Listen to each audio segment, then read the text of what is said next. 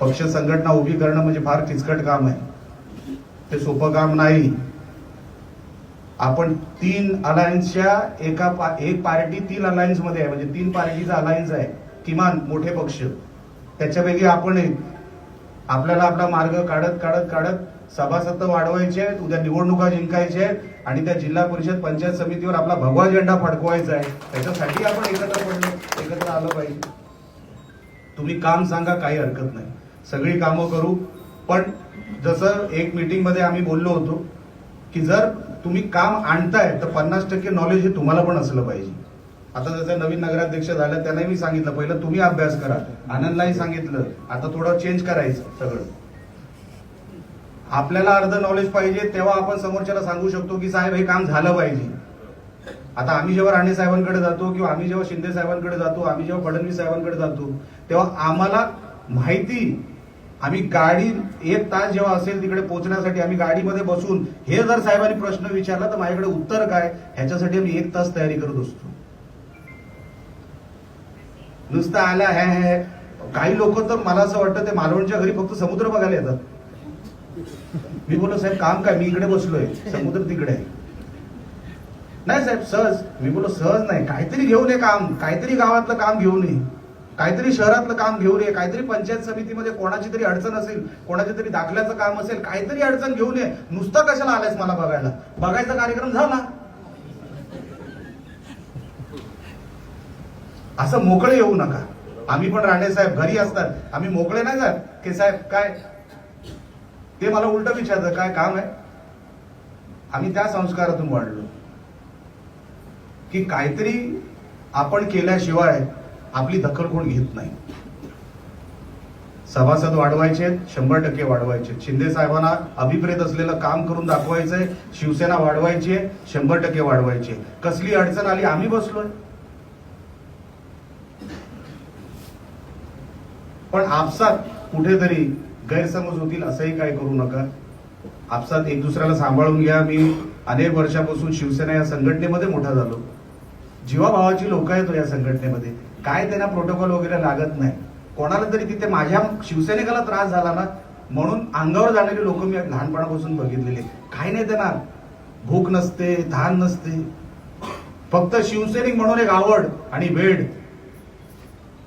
बाळासाहेब म्हणायचे अरे सर्वात मोठं पद कुठलं तर शिवसैनिक. तुम्हाला जर ते वेट नसेल ना, पक्ष संघटना वाढू शकत नाही. पक्ष संघटना वाढवा. आम्ही सगळे तुमच्या बरोबर आहोत.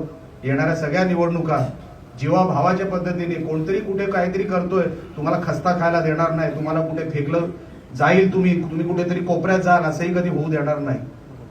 आपण जीवाभावाची संघटना चालू. पण ती भावना तुमच्यातून पण आली पाहिजे. कधीतरी निलेश राणे फोन नाही उचलणार, कधीतरी सावंत साहेब फोन नाही उचलणार.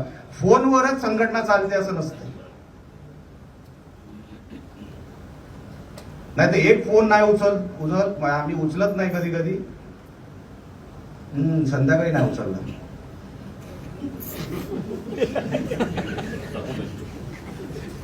संध्याकाळी माणूस एकच काम करतो. काय संजू, तू काय करतो संध्याकाळी? अरे फॅमिली असते, काही लोक असतात. आमच्याकडे गर्दी 9-9, 10-10 वाजेपर्यंत असते. परवा दादा आला होता, दादा साहेब ऑफिसमध्ये. त्याला खरं वाटलं नाही की एवढी गर्दी मुंबईच्या ऑफिसमध्ये. मला असंच आहे, ओपीडी आहे. काम दिवस रात्र, आम्हाला वेळ आहे कामाचं. आम्हाला सकाळ संध्याकाळ काय नाही. सकाळ संध्याकाळ करायचीच असती ना, मी 2014 नंतर उभाच राहिलो नसतो निवडणुकीला. व रोजच संध्याकाळ होती. पण तिथे वाया जायचं नव्हतं, त्या मार्गावर जायचंच नव्हतं. की राणे साहेबांनी एक ओळख दिली, ती महाराष्ट्रामध्ये ओळख तशी ठेवावी किंवा वाढवावी म्हणून परत राजकारणात आलो. वाया घालवलं नाही. म्हणून तुम्ही कधी वाया जाऊ नका. आपण शिवसैनिक म्हणून जर मिरवत असू ना, आणि शिवसैनिक म्हणून जे काय आपण बोलू शकतो ना रस्त्यावर, ते दुसरा पक्ष बोलू शकत नाही. आहे का दुसरा पक्ष कोण बोलणार की मी शिवसैनिक आहे, बोल तुला काय पाहिजे? अरे हा रुबाब फक्त बाळासाहेबांनी आपल्याला दिला आहे. मग वापरा ना तो रुबाब.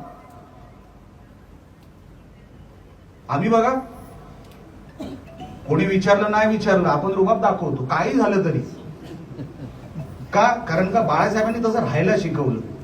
आपण जर नाही असं राहिलो ना, कोणतरी चालेल, ह्याला नाही बघितलं ह्याच्याकडे तरी चालेल, ह्याचं काम नाही केलं तरी चालेल. नाही, बाळासाहेबांनी शिवसैनिक म्हणून जी ओळख दिली आहे ना, ती ओळख वापरा, समाज हितासाठी वापरा, लोकांसाठी वापरा, त्यांच्या जनकल्याणासाठी वापरा. बघा परिवर्तन होणार, बघा लोक स्वतःहून वळणार. हे सगळं शक्य आहे जर तुम्ही असे वागलात तर, चांगल्या कामामध्ये हात घातलात तर. उगाच कुठेतरी कोणतरी करतंय म्हणून मला पण तेच काम पाहिजे असं करू नका. आणि माझी विनंती आहे, सगळे मिळून एकत्र ठेकेदार बनू नका. काय दुसरे पण व्यवसाय असतात ना, शोधू ना, काहीतरी चायनीजची गाडी असेल, काय असेल, आपण शोधू, कुठली तरी फॅक्टरी टाकू. आता सगळ्यांना ठेकेदार बनायचंय. अहो एवढे डोंगर नाही हो खडीवाले, एवढे असं नका करू. आपल्याला खूप मोठं व्हायचंय, खूप मोठं काम करायचंय. जे काय उद्योगधंदे, गार्मेंट इंडस्ट्री पासून ज्या काही गोष्टी दुसऱ्या आणायच्या आहेत त्या आम्ही सगळ्या आणणार तुमच्यासाठी. फक्त तुम्ही पक्ष संघटना सांभाळा. मी नेहमीच सामंत साहेबांना सांगतो, साहेब प्रशासन मी सांभाळतो, संघटना तुम्ही सांभाळा. जिथे माझी गरज पडेल ना, तुम्ही मला सांगा, तिथे मी उभा राहील. पण ही सगळी जबाबदारी आता तुमच्यावर देखील आहे, तुमच्यावर देखील आहे. आम्ही सगळं करू तुमच्यासाठी. कारण का आम्ही, जसं मी तुम्हाला बोललो, 40 वर्ष जीवाभावाची संघटना बघितली. हे कोकणातले सगळे नेते बघितले, अगदी रायगडापासून सिंधुदुर्गाच्या टोकापर्यंत सगळे जीवाभावाचे, कोणाला काय नाही. सगळे साहेबांना नावाने हाक मारत, सगळे एक दुसऱ्याच्या घरात जात. कोणाची, माझी आई कुठल्या तरी आमदाराला, दापोलीच्या आमदारांना राखी बांधले, दापोलीची आमची काकी कोणाच्या तरी, आमच्या रत्नागिरीच्या आमच्या कुठल्या तरी सहकार्याला राखी बांधायची. अशी जीवाभावाची संघटना होती. ही सगळी जी पट्टी होती ना, सिंधुदुर्ग ते रायगड पनवेल पर्यंत, हे सगळे एक दुसऱ्याला असं कुटुंबासारखं सांभाळायचे. म्हणून आम्ही जे लहानपणापासून सगळ्यांना काका म्हणतो ना, त्याचं कारण ते आहे. कारण का आम्हाला असं वाटायचं, हा काकाच आहे माझा. घरी वावर, येणं जाणं, जेवणं, फिरायला जाणं, कुठेतरी बाहेर जायचं तर ह्यांच्याबरोबर जायचं, दुसरं काय नव्हतं. असे संबंध एक दुसऱ्याबरोबर ठेवा. बघा संघटना वाऱ्यासारखी वाढेल. बाकी सगळ्या गोष्टीसाठी आम्ही तर आहोतच. हा, ते मागाचं सोडून, ना रेड्याचं सोडून, बाकी तुम्ही म्हणाल तसं आपण करू. पण पक्ष संघटना वाढवाल. आता परवा पण आम्ही वराडच्या ब्रिजच्या इकडे गेलो. पहिलं मी बोललो, वराडमधून किती मतं मिळाली ते सांगा अगोदर. कारण का कसं असतं, तुम्ही जोपर्यंत तिकडे पक्षाचा फुटफॉल वाढवत नाही तोपर्यंत पक्षाला तशी चालना मिळत नाही. ती पक्षाला चालना मिळवण्यासाठी आपल्याला या सगळ्या गोष्टी, कावे, गनिमी कावे, ह्या सगळ्या गोष्टींनी पक्षाचा शिरकाव करण्यासाठी, जिथे नाहीये तिथे पण घुसला पाहिजे. आम्हाला सांगा, आम्ही करतो. पण हे सगळे तुम्ही कराल. बोलत गेलो तर अजून भरपूर बोलता येईल, पण आपण हे सगळं करावं. आणि पक्ष संघटना वाढीसाठी खरं गिफ्ट, खरं जे काय आपण शिंदे साहेबांना काय देऊ शकतो, एवढ्या मोठ्या माणसाला, एका माजी मुख्यमंत्री माणसाला आपण काय देऊ शकतो, तर संघटना महाराष्ट्रामध्ये कशी चालवावी हे जर साहेबांनी आपलं कौतुक केलं तेवढंच आपण साहेबांना देऊ शकतो. त्याच्या पलीकडे आपण काय देऊ शकतो साहेबांना. म्हणून परत एकदा साहेबांना मी मनापासून त्यांच्या वाढदिवसाला शुभेच्छा देतो. आपण सगळे इथे आलात त्याबद्दल मनापासून आपले आभार व्यक्त करतो. इथून जाताना जसं तुम्हाला सगळ्यांनी सांगितलं त्याचं पालन आपण तंतोतंत कराल. पक्षवाढीसाठी आपण सगळं गांभीर्याने काम कराल एवढीच इच्छा बाळगतो आणि इथेच थांबतो. जय हिंद, जय महाराष्ट्र.